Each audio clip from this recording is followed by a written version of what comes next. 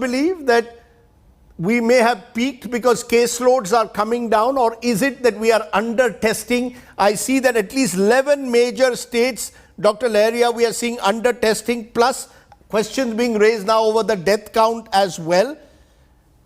Do you believe the numbers that are being thrown up by the government at the moment, or do you believe we must pause before claiming that COVID 2.0 has peaked? Thanks, Rajdeep ji. So, for a country of the size of India, what the national level aggregate data reflect only a part of the picture. So, as we know, that while the current situation reflects that we were going upward and then now we are moving downward. But we also know that there are a number of states, especially in southern part of the country, which are still showing some upward trend.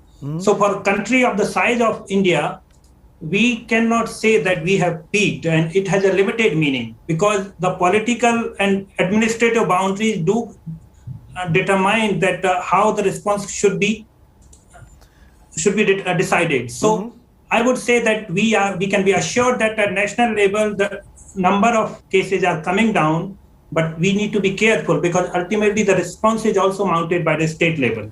So are you also confirming to me, Dr. Lahariya, that there is a disparity in the way states are reporting? Some states seem to be a little bit more transparent with their data than others. But at the end of the day, when we look at the big picture, it might suggest that there is underreporting, which will lead to again a false sense of complacency. Today, the health ministry claimed that we are seeing a decline. We may well be seeing one, but how do I believe them unless I'm certain of the data? Exactly. So the entire assumption, if we say that we have peaked, is that we are getting the real picture of the scenario.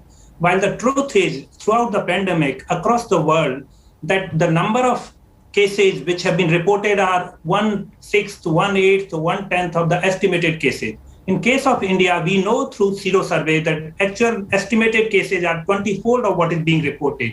And as the number of officially reported cases goes down and the testing remains similar, we can say that as a multiplication factor decline. So we cannot be very confident that those are declining. As Professor Mukherjee was also saying that when we are reporting 400,000 cases, then coming down to 380,000, 360,000 does not make much of the difference, while we know the actual number is manifold of this. Right. So what we can be assured that the measures which were being taken, so the virus or transmission is not going upward, we are seeing positive trend.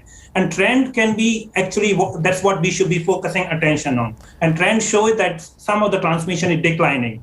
So do you think that the worst is over therefore, Dr. Lahariya? Would you say the worst is over?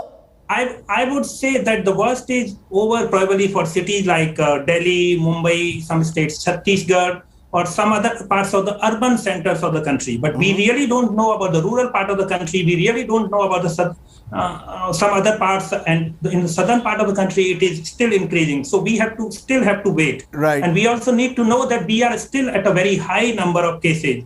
At that point of time, passing any decision judgment will be too premature, in my opinion. You know, you're raising an important point because Professor Mukherjee, as Dr. Lahariya also suggested, one of the big changes between COVID 1.0 and 2.0 is that this time COVID is spread to the hinterland, to rural India, whereas you said